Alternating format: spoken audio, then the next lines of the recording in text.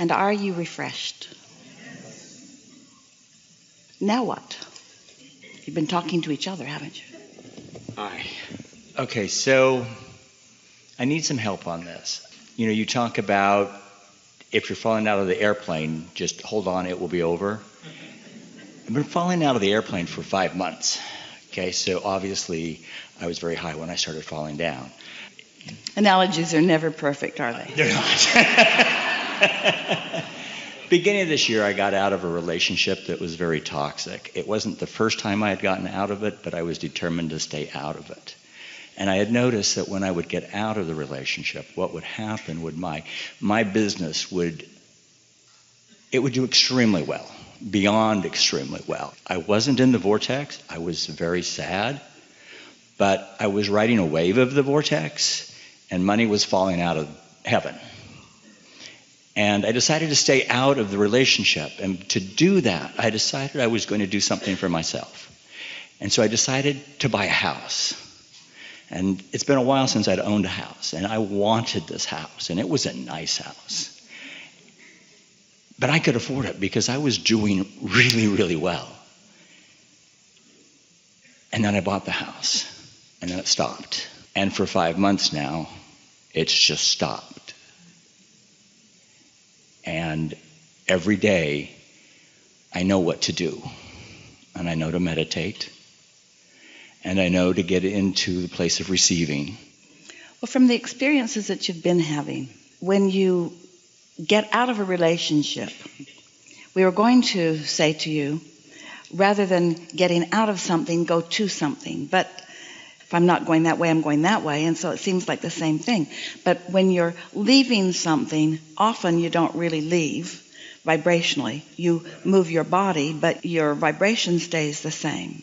And then, if you're like most people, you justify leaving by explaining to yourself and others how toxic it was, and therefore how important it was that you do leave, which means you didn't really leave vibrationally.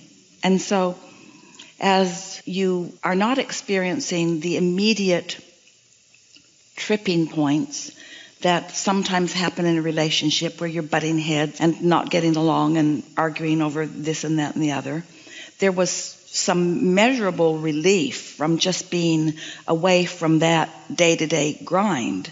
But still, your vibrational frequency had not changed that much. As you're describing, you still felt sad. And so we just want to say that you can get anywhere you want to be from wherever you are. But it is helpful to know that what you're describing here is the momentum that was already underway. By walking away from that relationship, you didn't really change the trajectory of the momentum. In fact, you added to it. Now, the dollars that were flowing into your experience, they had a momentum of their own that subsequently began to reflect the vibration that you were feeling about other things.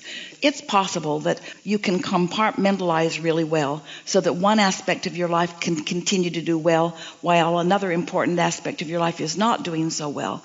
But for the most part, for most people, how you feel about something is sort of overshadowing everything that you've got going on. And so your whole point of attraction is one of not letting yourself receive the benefit. The thing that we really want you to hear, all of you, let's see if we can find a really good starting place, because you're right on the brink of really getting something important. Here it is. We're talking about law of attraction, and that what you're emitting is what you get back. So that is something important to think about in terms of what's unfolding in your life. I'm creating my own reality through the thoughts that I am thinking. All right, that's a subject that we've been talking about together for a long, long time. You all get that. You've heard it. You conceptually understand it. It makes sense to you. Today, we want you to hear it in a more refined way. We want you to hear us say, you got to get into the receptive mode in order to receive the impulses and follow the impulses that will take you in directions that will serve you. It's one thing for law of attraction to be having its way with you. It's another thing for you to be clearly hearing your inner being giving you guidance about where's the best place for you to be so that you can receive through law of attraction the things that you are wanting. Can you hear that refinement or that distinction? It's quite nice to say, law of attraction is responding to me. And it's also helpful to say, I'm getting what I feel, and it's always a vibrational match. What I'm thinking and feeling and what's manifesting always match. That's sort of telling it like it is. But it's something more empowering to say, even with everything going on, I have the ability to quiet my mind and therefore stop the momentum in its tracks and get into the receiving mode where I get better ideas from here on out. Because if you don't know what you don't want, you don't really know what you do want. This is the way you get this handle on this. We've been saying things to you like, you got to tell a different story, and certainly that's what we would recommend here. But really, even more important than telling a different story is to just stop telling the story you're telling.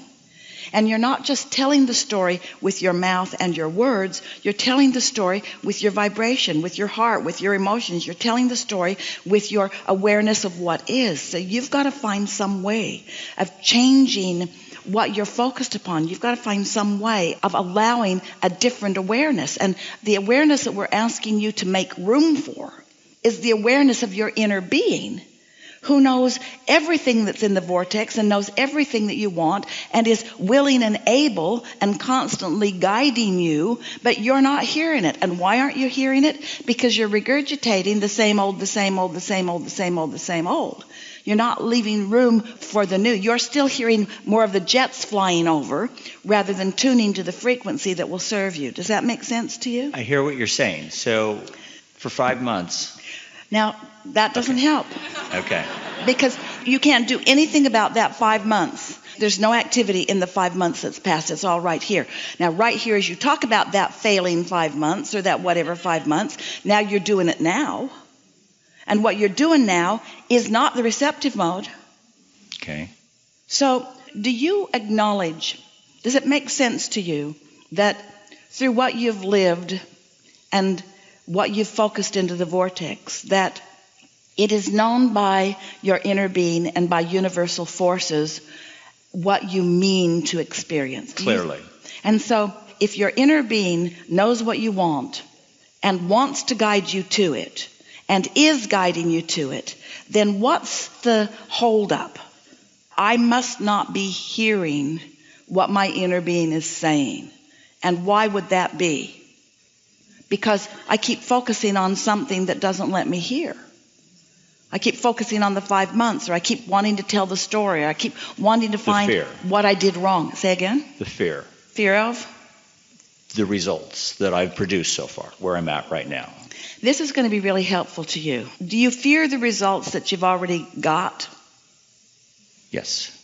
Do you fear the results that you've already got, or do you fear what those results are going to come to?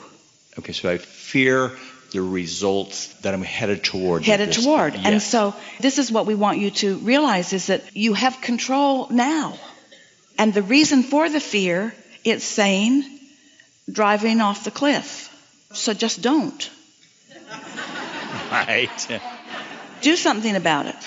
Okay, I'm willing to do something about it, Abraham. What do you suggest I do? Listen to your inner being. Oh, okay. I'll listen for my inner being, but what if I can't hear? Listen again. Well, what if I don't hear? Listen again.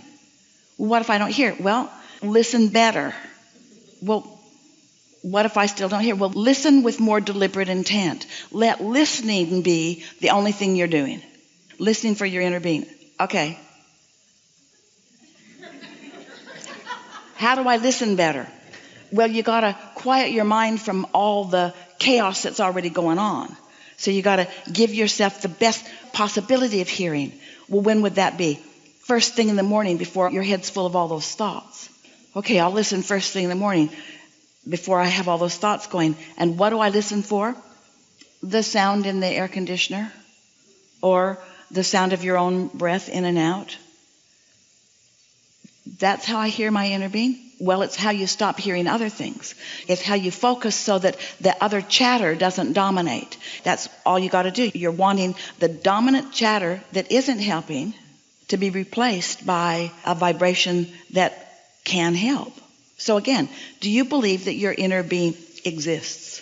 Yes. Do you believe that your inner being knows what you want?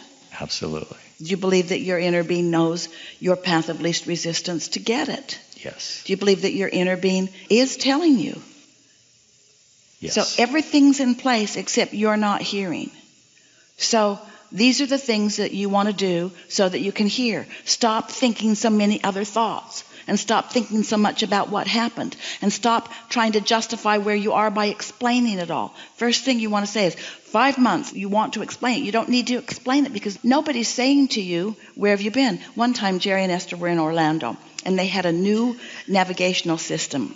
Esther was really enjoying it because it was guiding her from place to place. And so they got on the freeway in Orlando. Esther's driving right along. She's happily going. And Jerry has this silly grin that he gets on his face. And he said, you know, you're going in exactly the wrong direction.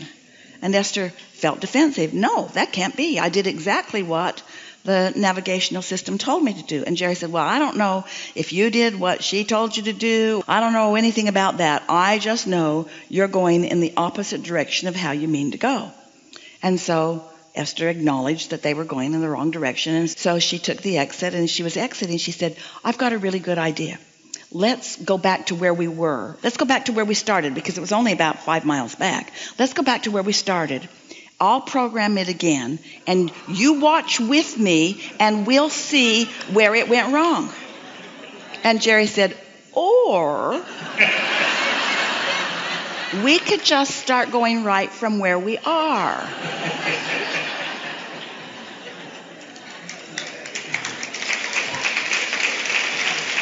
And so, as you stand here in this place that isn't really where you want to be, and you're sort of worried about the direction, just stand still for a little bit. Don't go flailing about, and don't try to figure out what you did wrong, and don't try to figure out where it went wrong.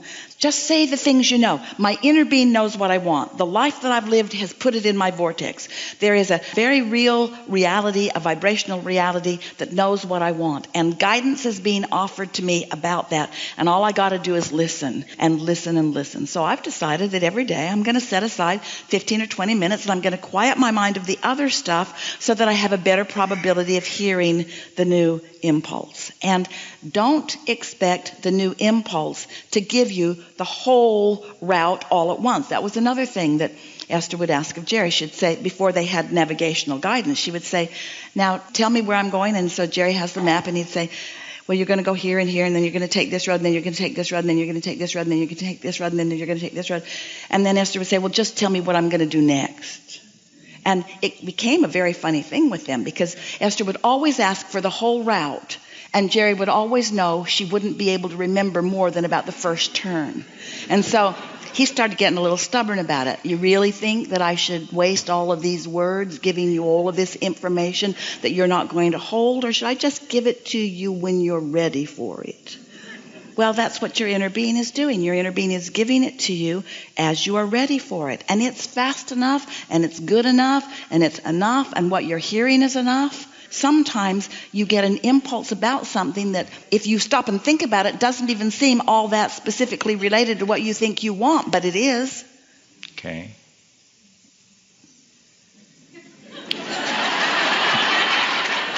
I think I understand. It's basically just let go, stop. Take the time to listen.